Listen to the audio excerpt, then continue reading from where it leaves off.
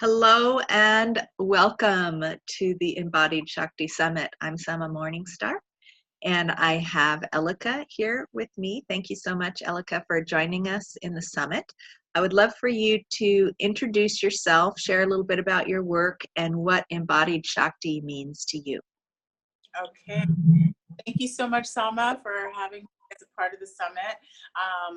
Yes, my name is Elika and I am a yoga teacher, and I'm also a doula. I was a birth doula. Now I'm a postpartum doula. I teach restorative yoga, meditation, and I started moving into classes that focus on body positivity, something that I found that women that I was working with definitely needed, whether they were pregnant or they had had babies. There's always that issue of body image that comes up, for so many of us, but especially women that had recently had babies. And yeah, I am definitely all about embodied Shakti, and it took me a long time to, really embrace that. And thankfully, from working with my teacher, Shiva Ray, and doing a lot of work with divine masculine and divine feminine, it's helped me to really connect with the Shakti principle, which is, for me, is about receptivity. And I kept pulling this goddess card over and over, and it always happens how spirit works. It's like I'll keep pulling the same card that is exactly what I need to work on. Right now I'm pulling the card Maeve, which is about cycles and rhythms, and often changes in women's menstrual cycle or just reproductive system. And but the card I was pulling for a while was Hathor, and Hathor is about receptivity. And so that energy of Shakti, I feel like a lot of us we don't learn.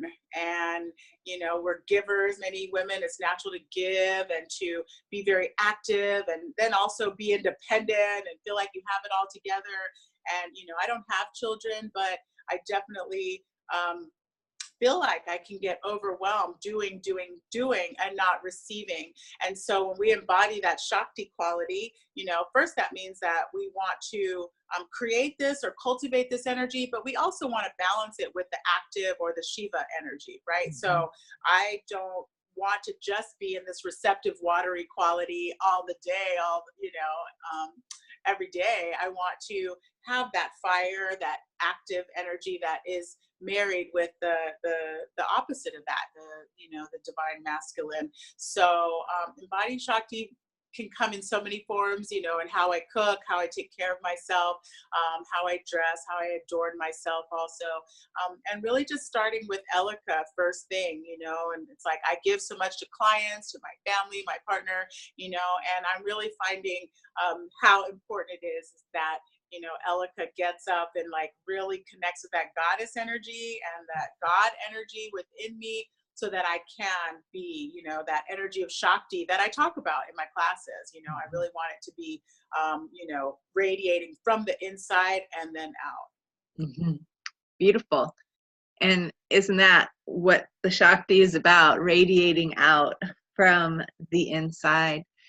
And so can you share a little bit more about how, when you work with birthing women, and particularly you talked about becoming a postpartum doula, and you also talked about this connection with the rhythms, with our menstrual cycles, with our reproductive cycles.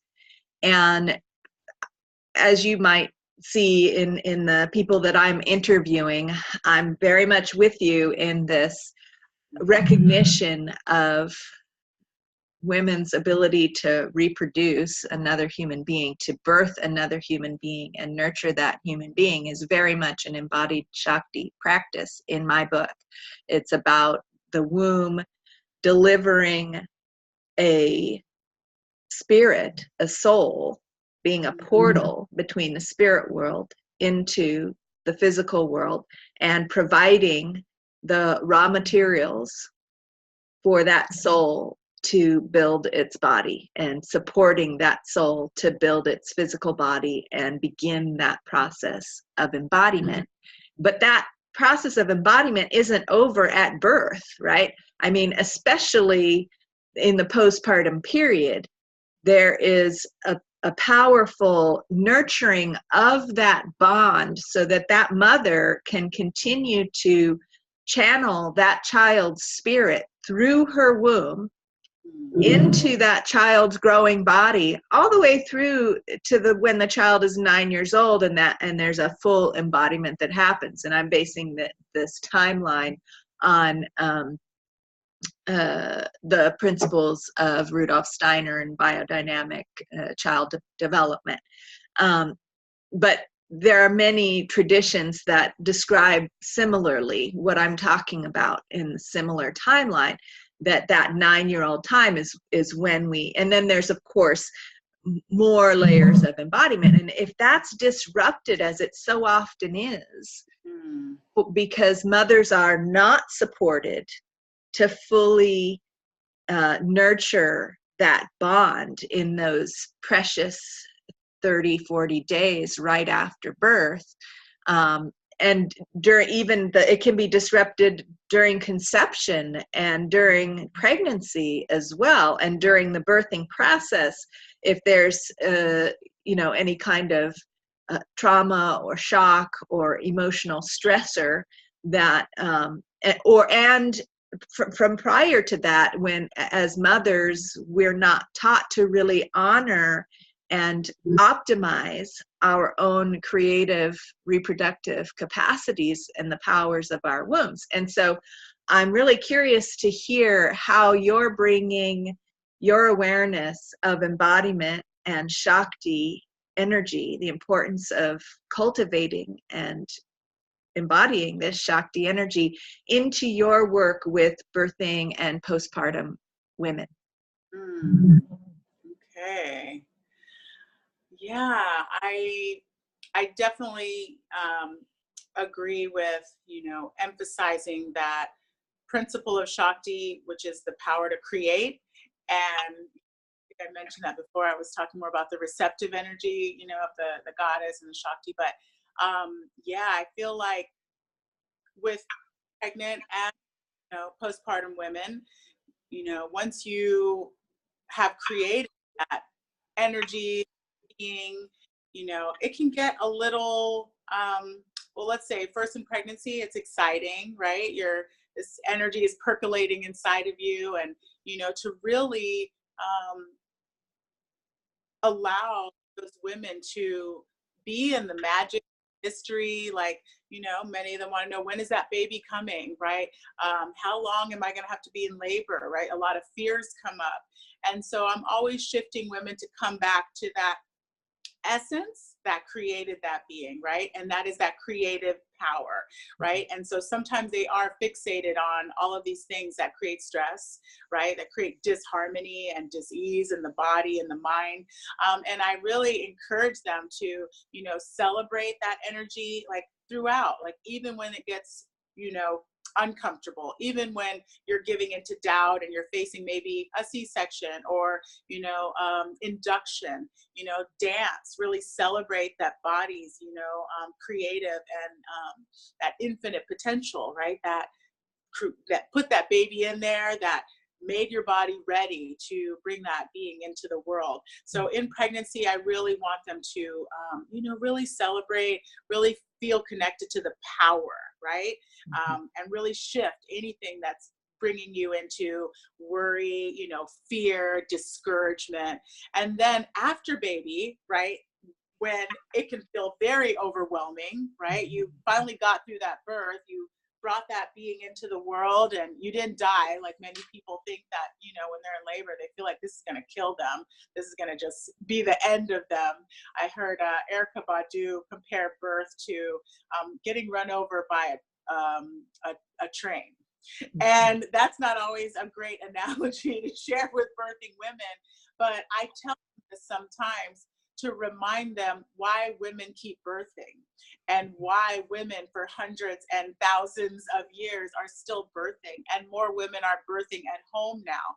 Because even though this looks like it could defeat you, like it could, completely kill that power, that miracle, that magic that you once knew in pregnancy or pre-pregnancy, right?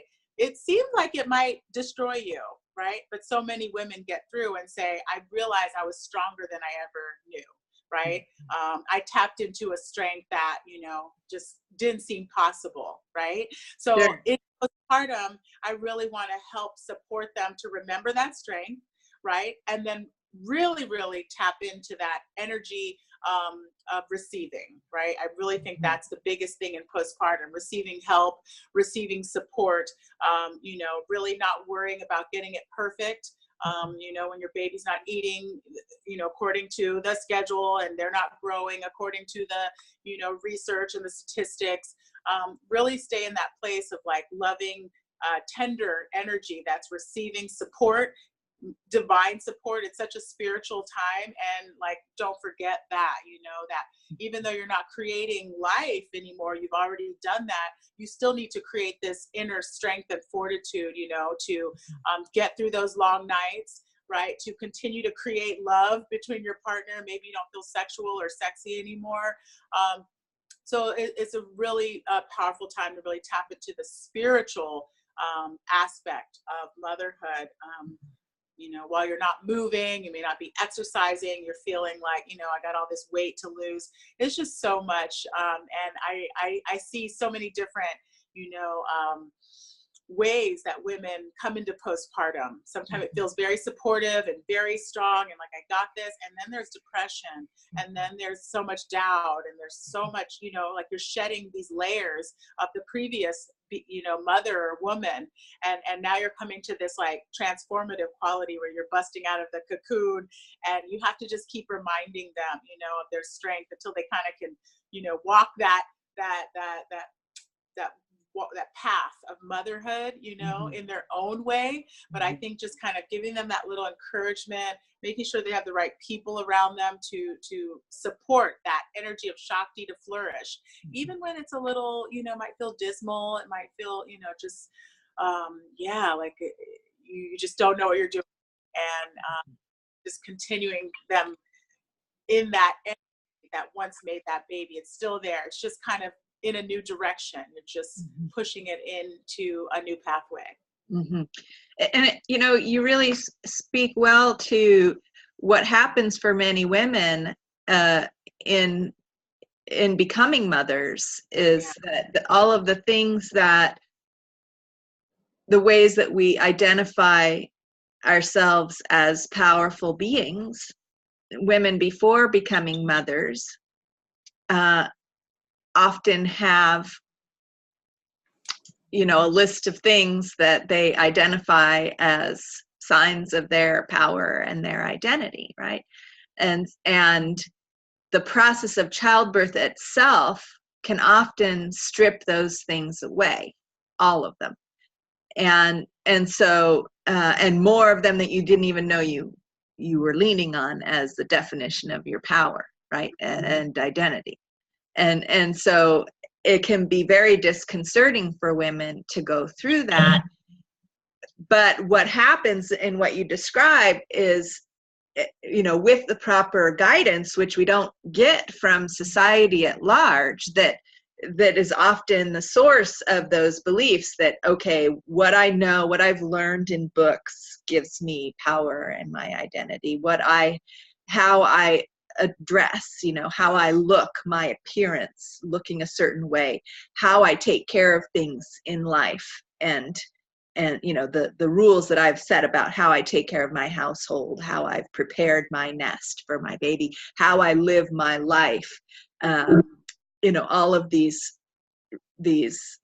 things that we create that are part of our identity, how I relate. And then childbirth just completely can decimate that whole thing, because no matter how much you planned ahead and have all of those things together ahead of time, it can just completely decimate that structure that you have. And it's meant to.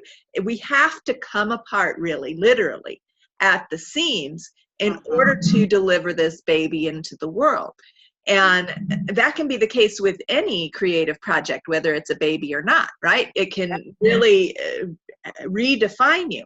And so what I share about with the women that I support through this process is this process of returning after sort of losing everything, right? And so this is good medicine for people who have lost much as well, right? Not just birth or creation, but this is a great strategy for recovering from great trauma or great loss, where you return and you get to choose deliberately, okay, look at who I became in the face of this being undone, that childbirth is, or that great loss is, or that a great creation is, right? And what I've become, I was completely undone by this. And look at who I was without all of my, identity. So when everything was stripped away, look at the strength that is there. And that true strength, that core strength, I feel when women experience childbirth and what their body is capable of, even though they are in pain, they are exposed, they are vulnerable, they're not able to, speak anymore clearly, communicate their needs, get people to do it the way they want them to anymore, right? That often happens for women during childbirth. And yet they still delivered that baby to the world, this huge thing that undid them, right? And so that strength is then residing in them, and then we choose, well, do I need that way of being to identify myself, or can I rest in this strength here?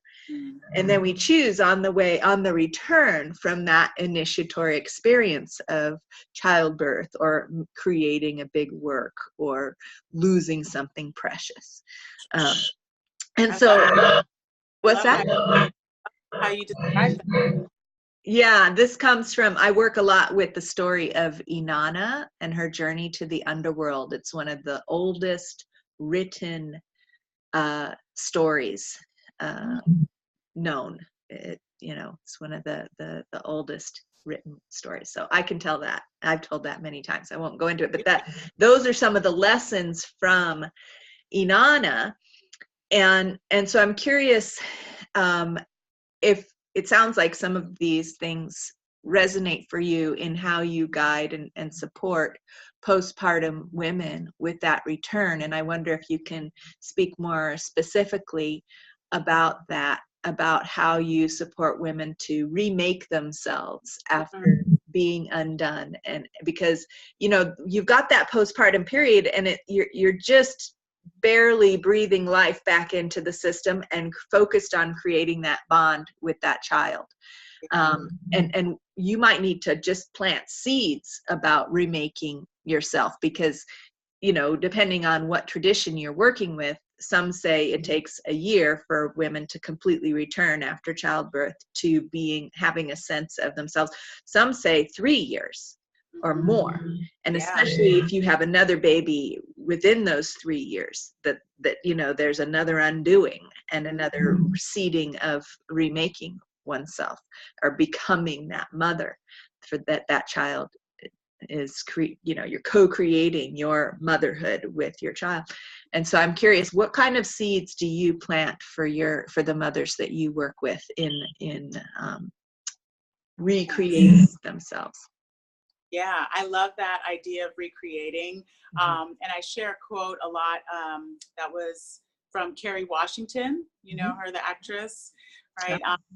She's from, I think the show is called Scandal. And that's not one that I've seen. Yeah, I don't watch it regularly either, but it's so huge. And she's won all kind of awards. Anyway, she had a baby recently, and she looks amazing, right? She always looks amazing.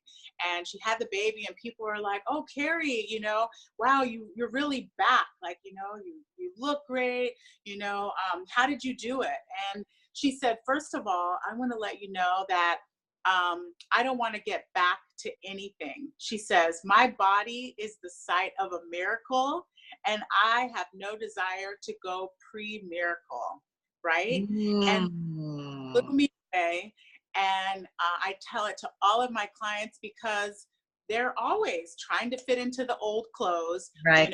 trying to even get their, their body to feel the same, right? Sex feels different. Everything feels different. Your breasts feel different. Your mind, your hormones, everything is in flux and changing. And, there's a term called the fourth trimester that refers to that generally like the first few months, maybe up to 6 months after you have your baby. But I think Kimberly Ann Johnson, she wrote a book called The Fourth Trimester, which is amazing. And I believe she's extending that to that first year and even beyond. Like, however much time you need to feel that, you have maybe some kind of strength, some kind of normalcy to your cycles. If you had a painful birth, right? Sometimes your pelvic floor, needs repair, right? And sex is not comfortable. Everything is kind of finding some harmony, but like not judging it, not thinking your body is defective at all. I try to remind my clients and students of this. Like, this is just sometimes what that baby needed to come into this world. And if you judge any of that, then hopefully you're not, an atheist. If you judge that, then you're saying that the goddess, God, creator is also, has done something that is imperfect, right? And that there is something that was innately wrong with your body and how that being came out in the world. And I've seen so many women that were upset they didn't get the birth they wanted, they had a C-section or whatever. And do you know, they grieved, and I support them sometimes to grieve and like have acceptance. But do you know, I see these women now, they are the most fearless, and those babies are the most fearless divine beings, and I feel like some people, they have these wonderful easy births, and I don't want to judge, or this is a little bit of a generalization, but sometimes those smooth easy births, that's where you see the most challenge later, right? You see children very, just sometimes have some behavioral challenges, or the mother has a lot of challenges later. So I feel like there's an idea that God doesn't give us any more than we can handle, or the goddess doesn't give us any more than we can handle. And we always figure out that strength, but we realize that strength at some time, whether that's in that immediate fourth trimester time, or it could be when that child is 3-4 years old, right? You get really something that you're up against, and you really have to tap into that wisdom of Shakti to again manifest or create, something that's going to help you to move through with some ease, some courage, and some strength. So I'm always just reminding women about yes, that ability that they had to bring that baby into the world, and that strength is always with you to get through breastfeeding challenges, to get through any stage. And I think really supporting them to, again, have that transformative experience, not really try to get back to anywhere too quickly, right? Of course, you want to heal your body. You want to feel strong again. You want to, create some symmetry, and also have a happy and joyful sex life, and, relate to your partner in a way that you can speak your truth, right? But sometimes you need to speak to women, right? And you need women that have been through birth, that have seen birth, right? That can really support you. And I definitely understand there's like a different way to feel supported. And so I speak to women about, things that they need to address, right? That I can understand and relate to. And then I also share with them maybe how you can share this with your partner, right? And how you can also like open the lines of communication and receive that love, receive that care, and just know that they're on a totally different wavelength, right? They'll never know what you went through in your body. They cannot. That is why you are the life giver, right? And you have the capacity to comprehend like this whole other world you went through, and they just will not ever be able to get it. So you also have to be compassionate when you do talk to them and address them, and maybe don't feel always so supportive, maybe feel like sex is, a little too high on their priority list. Like, be compassionate, they cannot always really empathize with the experience you have. And, you know, do your best to find your support, right? Find support groups or women, doulas, postpartum doulas, whoever, you know, really feels like they're on your team and can help you to move through that postpartum. I say that year is really, really special and precious. And you need to make sure you're, you know, creating a you're, what is the word? Nourishing, that you're nourishing your body, your mind, your spirit fully. And there's ways to do it and not go broke. You know, there's sliding scale option, there's acupuncturists, there's chiropractors here locally. There's all kind of support groups that are, you know, either donation based or sliding scale that can support women to feel really grounded and, you know, not like they're alone ever. It's really, really important for me. And so. And so when you support your postpartum clients, you offer them various practices to get in touch with some of these inner resources that they have newly discovered in motherhood, and then also with practicalities of the recovery of their physical body from whatever process it went through in birth. And I know this, for me as a massage therapist, I see women all the time who didn't have any support with, you know, bringing their body back together as far as structurally. And then that results later on down the line in women having a much higher frequency of sciatic pain or low back pain because our hips really open up to let that baby to come through. And in postpartum, it can need some encouragement to come back into a stable positioning. Do you have practitioners, or do you have practices that you do with your postpartum moms to help reestablish that pelvic structure? Definitely. Yeah, that's part of my work. When I yoga classes, I do postpartum classes, I would do things to help heal diastasis. I know it's not directly related to the pelvis, but more just postpartum concerns. If I can kind of lump them together. So diastasis. What's diastasis? Can you define that for those listeners who aren't familiar with that term? Yes, so that's a separation of the abdominal tissues or abdominal wall, right? So when you're pregnant, that that line that goes right through your belly, you can see it sometimes. It's like, well, you can see it when you have like a six pack, right? That line that goes through. And then when you're pregnant, you may not see the line, but it's under there, and baby's stretching it, right? In our, you know, in our media, and you see some of these very thin models, like it's actually supposed to be sexy to have that line showing. And anyway, I'm digressing a little bit. So, but there's a huge stressor that's being placed on those muscles as your baby and your belly are stretching out.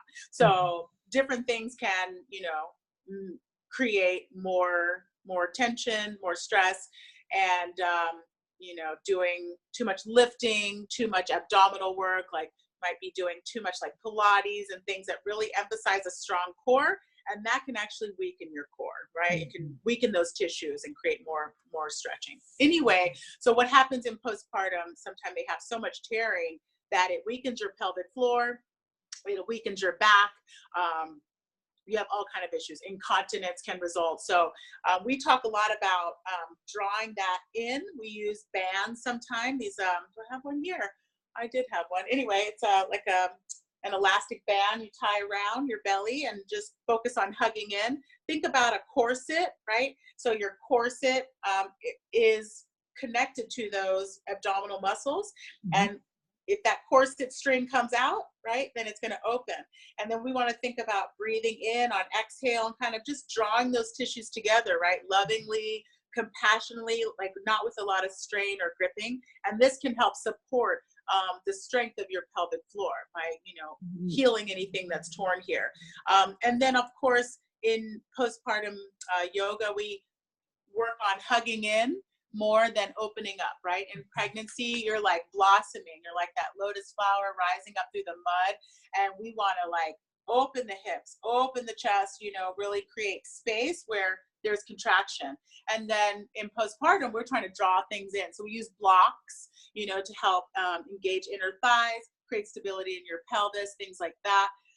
And, you know, I don't do a whole lot of work. You might do more. I do like some kind of Thai massage movements with my clients, and just help to address areas of weakness, which are usually the back and core abdominals. And then if there's things, you know, that need a lot more of attention, I refer to chiropractors, and there's pelvic floor specialists, like a lot, they're actually pelvic floor, like rehab, or like PTs almost for your pelvic floor. A lot of women didn't realize there's physical therapy, you know, specialists that work just on the pelvic floor, and it can really bring a lot of relief if you have had issues. Women that will go in and actually massage, do this kind of a cervical massage to help release and help to unblock, or I guess unblock, smooth out. How about that? Smooth out tissues where there's either scar tissue or any kind of injury that has created, you know, a block in the flow of energy, right? Prana or chi needs to flow through there harmoniously. And sometimes you get one side of the pelvic floor that's weak and one side that is more taut, right? And then you have this imbalance, and then incontinence results, sexual, you know, dysfunction can happen, or not dysfunction to say, just discomfort, let's say that. So yeah, sometimes it's out of my scope of practice, so I refer out. Okay, great. So you have a list of practitioners locally that you can send your people to. That's good practice to have that that you work with. And I'm glad that you brought up this idea that sometimes what is creating the incontinence or structural pain, for example, is not just a weakness, but it can also be a hypertension, some kind of a tension that's a muscle that's not relaxing, right? There could be a tension stored there, or a compensation that muscle's, you know, making up for the weakness of the other muscle, or a trauma, a scarring, or you know, something that happened during the birth, or even an emotion that we're holding that we aren't necessarily even aware of, that maybe we don't, it's too hard for us to see it or feel it for whatever reason. We're busy, you know, nursing the baby and becoming a mother. And so we will store those emotions in our tissues around, that are associated with what that emotion is about.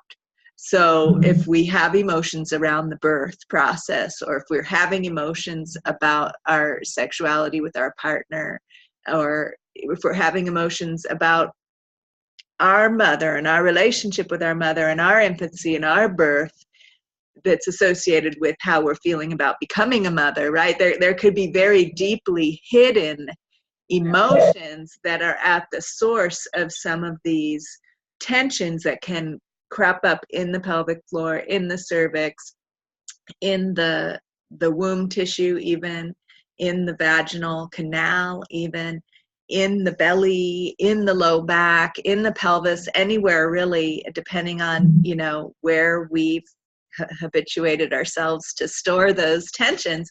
And so in my work particularly, I focus on balancing the what a lot of like physical therapists focus on is strengthening what's weak. Right?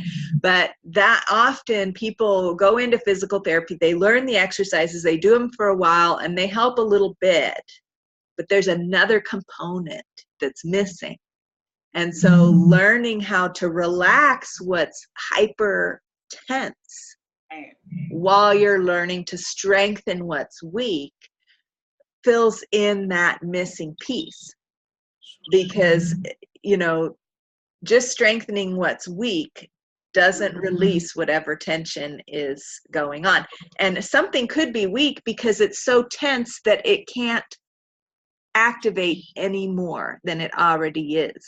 And so exercising it to get it to activate more doesn't get you anywhere. You have to first relax it all the way, release the source of the tension in there, and then you might discover, oh, it's plenty strong. It wasn't weak. It just needed to relax. And so this is often, and in your restorative yoga, I think we're probably speaking the same language, because a lot of people go into athletic yoga classes thinking, okay, I'm going to strengthen myself, and end up with an injury because there was some place that was already at its fullest capacity of tension, and you tried to strengthen it some more, and all that it did was pull something out of whack, and then you have an injury. And so restorative yoga is more about, in my understanding, relearning how to let everything relax completely, and that increases your strength sometimes more than all of the repetitive let's build it up activity. And honoring both ends and that whole spectrum of our rhythms between active and relaxing is a very feminine way of doing it, right? In our cycles, we have that active, creative building phase, and then we have that releasing, relaxing, letting go phase. And so bringing that into our body care, especially as women, seems really important. I know it's important. Doesn't just seem important, it is important. And so I would love to hear you speak on that, how you integrate these feminine cycle awareness rhythms and that balance of relaxation and activation into your work. And yeah, I love that. That's one of my favorite things to do, because I didn't learn to relax really, properly. Learn the power of relaxation. I didn't learn anything about this receptive quality, right? And I'll tell you more in a second. I just wanted to get back to this, idea of having, pelvic floor, or even the cervix, having tightness and weakness on some sides. And I'm sure but I just want people to know that there's practitioners that are very skilled, very in tuned, and do powerful work.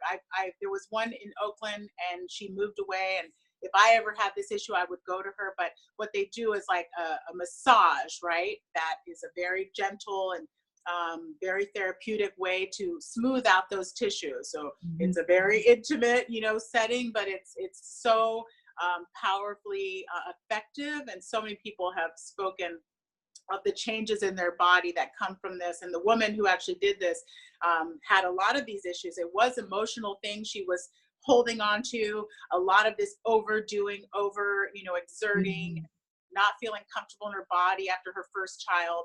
And then I think after the second child, or somewhere in between, she realized she had this issue, and she had to work on letting go, and she had to work on, having this like controlling energy. It was really a powerful transformation that happened in a relationship, because she not only was like trying to control and manage her children, but her partner and herself. Like she was losing, just her own kind of sense of balance. And yeah, it was a deep kind of wound, and just energetic, energetic kind of process, I guess, of healing. She had to go very deep into this healing and do a lot of body work, as well as this deeper massage. So I just want people to know that there's not just physical therapy, as some people might be thinking about, structural stuff and strengthening your muscles and your inner thighs. It's really internal work, physically internal, and then spiritually, emotionally, working on those aspects. And I just wanted to address what you were talking about, that idea of honoring those cycles. And there was a term you used, I forgot exactly, you were talking about, the feminine, right? Just kind of moving into that feminine rhythm. And I was raised by a mother, mostly by herself, right? I didn't have a father around a lot. And my mother was both. And she did I don't think she did the feminine very well. She actually did the masculine very well, right? She worked a lot of hours. She took care of a house that she didn't expect to, pay for. She paid a mortgage in the 80s, like by herself. It was just unheard of at that time. And in this area, very middle income, and she did a lot. And I honor her, but I didn't get a lot of, yeah, guidance in how to be more feminine, or how to really listen to your body, right? Menstrual cycles were terrible, and I just took aspirin and drank caffeine, and healed my body that way, and kind of suffered through. I did a lot of sports, and I never really tapped into that feminine energy until much later in life. Till probably I was like 26, 27 is when I started getting into meditation and African dance. And then I found this wonderful power, and this wonderful, quality that I didn't celebrate. I didn't like my body. I was tall. I had big butt, little breast. I felt always very off balance, and just like God made a huge mistake when I was created. So really getting people to celebrate their uniqueness, their curves.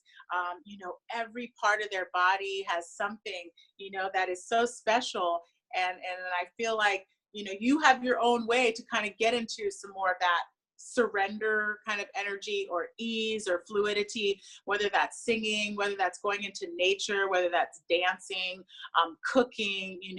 There's these energetic ways of really celebrating that Shakti, and really connecting it, so that the head isn't so busy, and you're tapping into more of that wisdom of the heart, having more of like a tantric kind of perspective, so that everything invites you into this energy, right? You're walking, you're taking a bath, and you're looking at the trees, and there's just like this opportunity to really celebrate life, celebrate this wonderful energy of the goddess that's moving all around us. So I invite people to look at that as an option, to find more of that connection to the feminine, to the receptive, and like just creation happening everywhere, right? Even when you don't feel like you're creating, you're not working, you're just taking care of a baby, staying home, like there's so much being created all the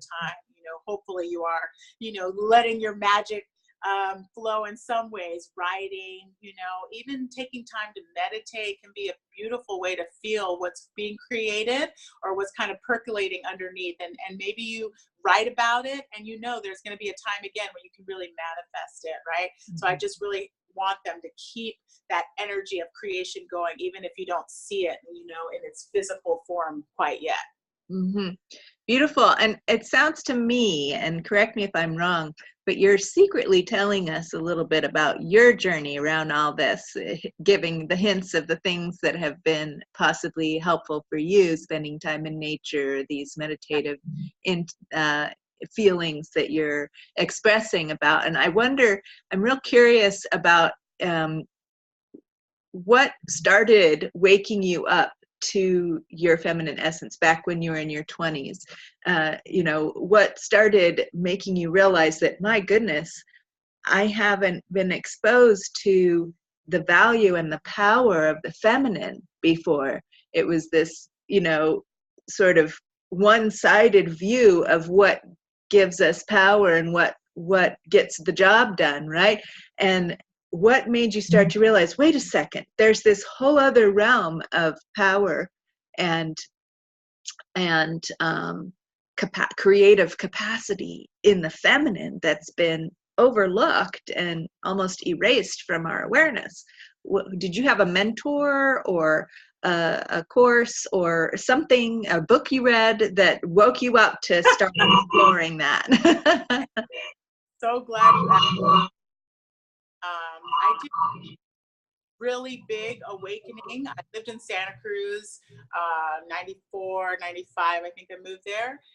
And I was struggling, very much, definitely addicted, I think, to all substances, right? Eating, alcohol, cigarettes. I was a toxic being, right?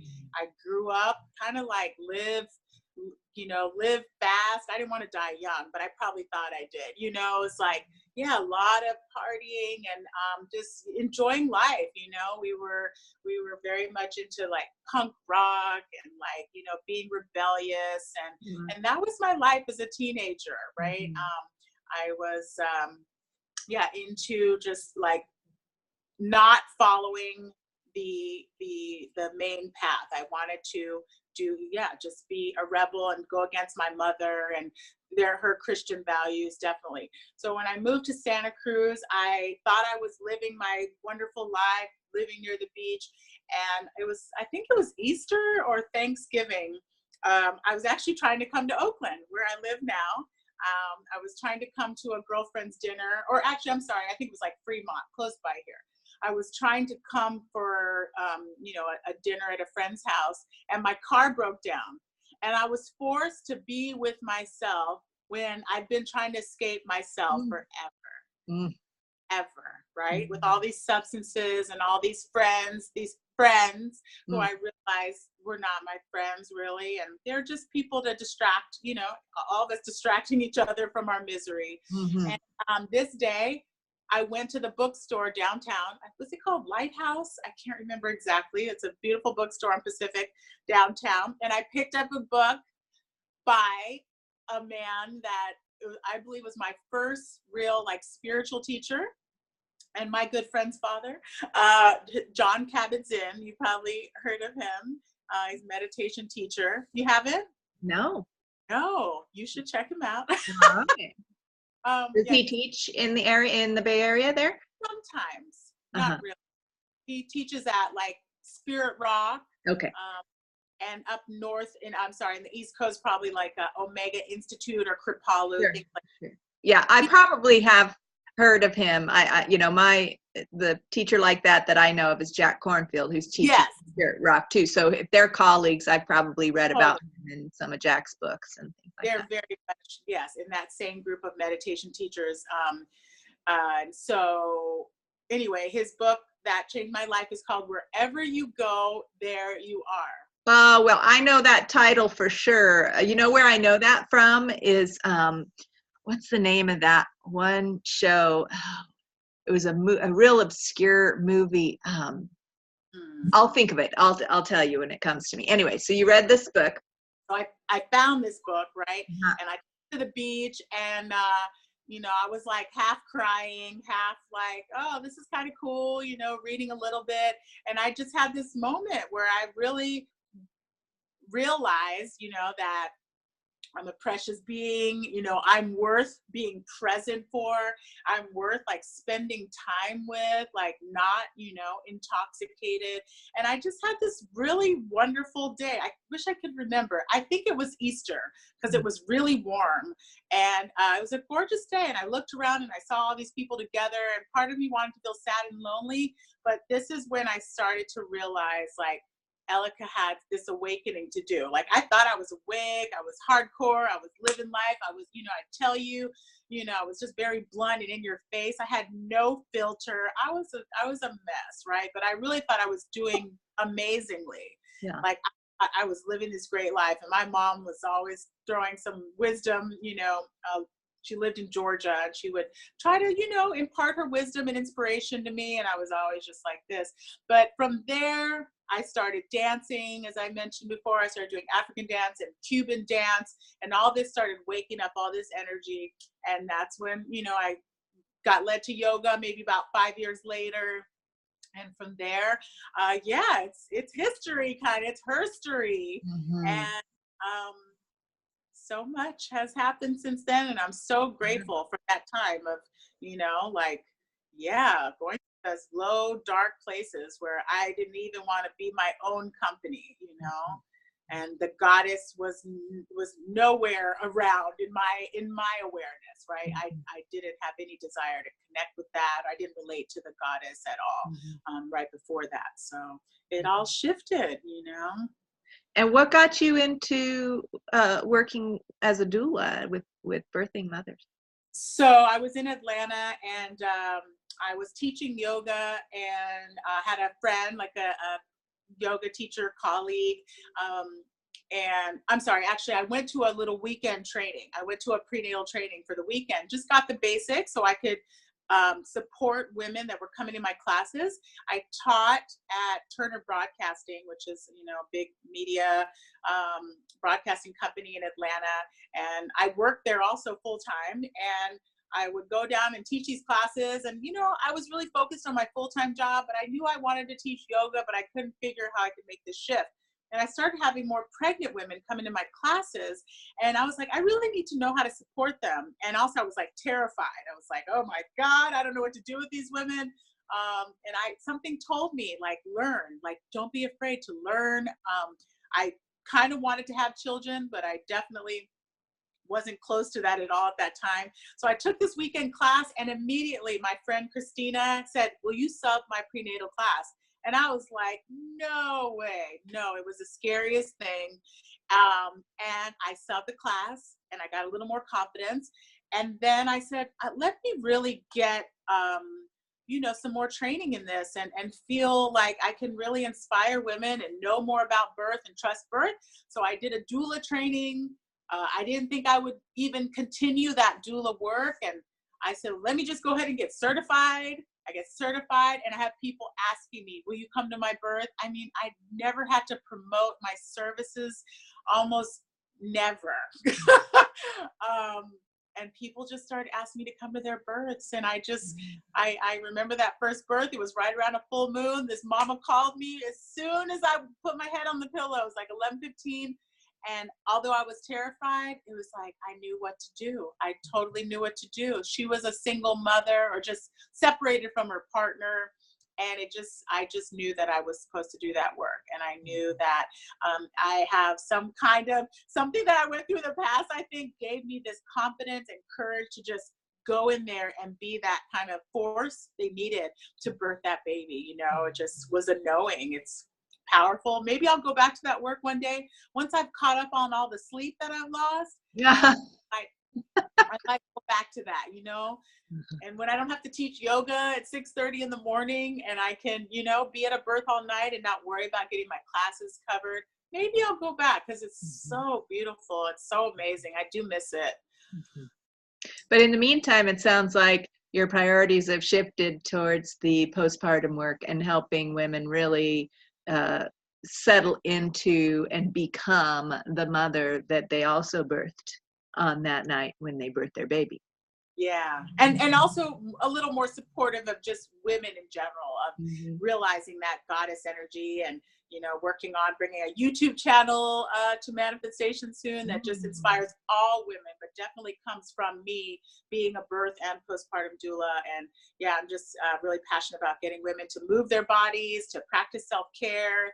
I bring in like some work with Ayurveda, you know, oiling your body, really connecting with, you know, your energetic, the elements in your body, right? Whether you're more fire, water, air, and then tuning into the seasons and the time of day, I think can just be very easy, powerful practices for women to put in place so that they can, give themselves the energy they need and not feel depleted all the time, running, and giving, you know?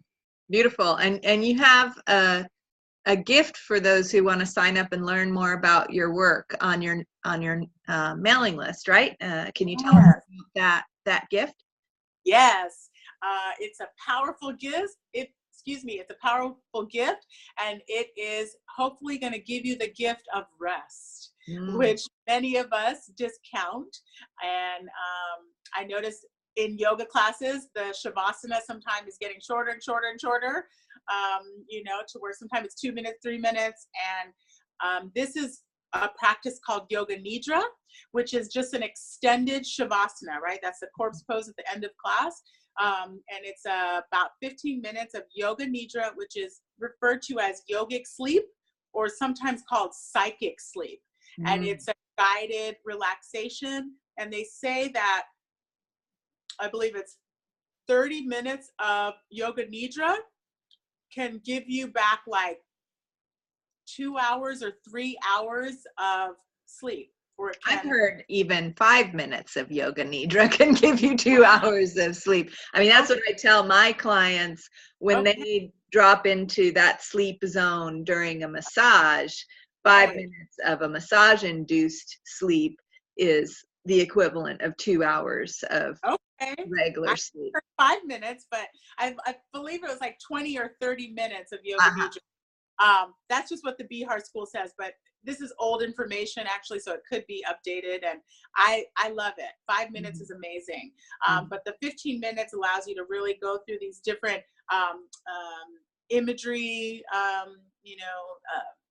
these different imagery and visualizations that I give, and allow your body to just really rest. Because, like I said, most of us are maybe relaxing at the end of the yoga class for 5 minutes, and Mhm. many yoga teachers like Judith Lassiter, who teaches restorative yoga, she says if you don't do a 20-minute shavasana, it's really pointless. Ah, It's really not shavasana. So I want people to lay down more. I say 15 to 20 minutes is amazing. yeah, I'm all for Yeah. more shavasana. Yeah. So your gift is a guide as an audio Right. meditation, yoga nidra guided Yes. shavasana practice. And is it a 15-minute long audio? It's 15 minutes. Oh, It's got by the ocean waves over here on the Pacific coast, right around San Francisco, Pacifica area. nice. I'm looking forward to that Yeah. personally. So listeners, I highly recommend um, clicking on the link above this video to sign up for Elika's newsletter mailing list and receive your 15-minute yoga nidra meditation audio and learn more about what she's up to. So it sounds like you travel around a bit to teach yoga workshops and different things. What other areas do you teach in? So mostly just the big, Okay. yeah, Oakland, San Francisco, and then on the peninsula, I have clients, just a little ways away over the water, 30 minutes away. But I do teach over there, and then I lived in Atlanta, so I'm looking at doing more workshops back in Atlanta with a friend that owns a studio there, and I have friends and family in LA, and looking to also do some collaborations in the Los Angeles area and all over. I do retreats. Last year, we did a retreat. Was it last year? No, 2 years ago, we did Costa Rica. Nice. And the year before that, we did Jamaica. And so I'm a very new surfer. I'm still learning to surf. And so Oh, hoping to combine my love of surfing and yoga and do some local retreats in this area, maybe up north or down south near like Santa Barbara, Ojai area. There's some nice. retreats we might look at. All right. Well, it sounds like those who might be interested in that want to get on your mailing list and get the announcements of your your latest retreats and offerings that you have. So Right. yes, so wonderful. Thank you once again for joining us for the Embodied Shakti Summit and for sharing all of your insights and wisdom about all of this. Is there any last insights or any last message you'd like to share, to be sure to share? Yeah, just I don't know when this is going to come out, but we're approaching a full moon very soon, and I love to ask my pregnant students, right, what they're full of. And pregnant women are often compared to that fullness of the moon as the belly grows, right? And when I ask this question, we sometimes get really hilarious answers.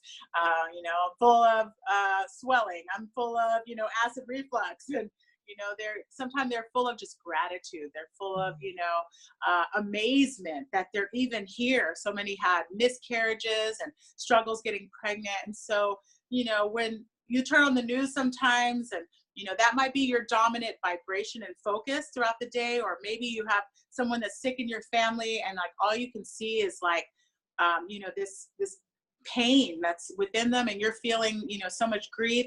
I invite you and anybody to look at what you might be full of that feels like abundance, right? Because that full moon energy is like really connecting us with our radiance and our brightness and our innate selves.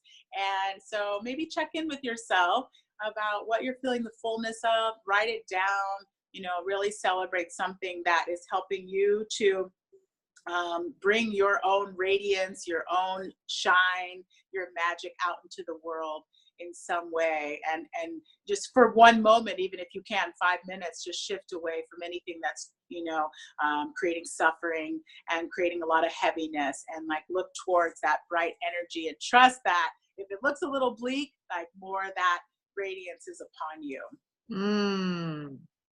Right? It's just like transition in the birthing process, where just when things feel the most uncomfortable, when that baby's head is emerging from the cervix into the birth canal, that is when it's really uncomfortable, and things can even have a pause there for a moment as the body prepares to push the baby all the way out. But that's often when women are like, I'm gonna be completely undone by this. It's so uncomfortable.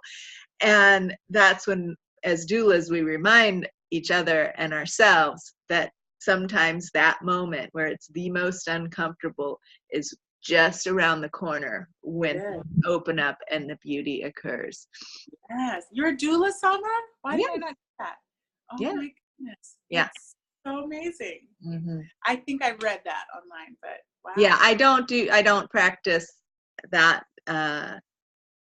I would love to be doing more active doula, but it's challenging, like you say, if you have other work that requires you to actually show up and not cancel at the last minute. It's a tough transition to make.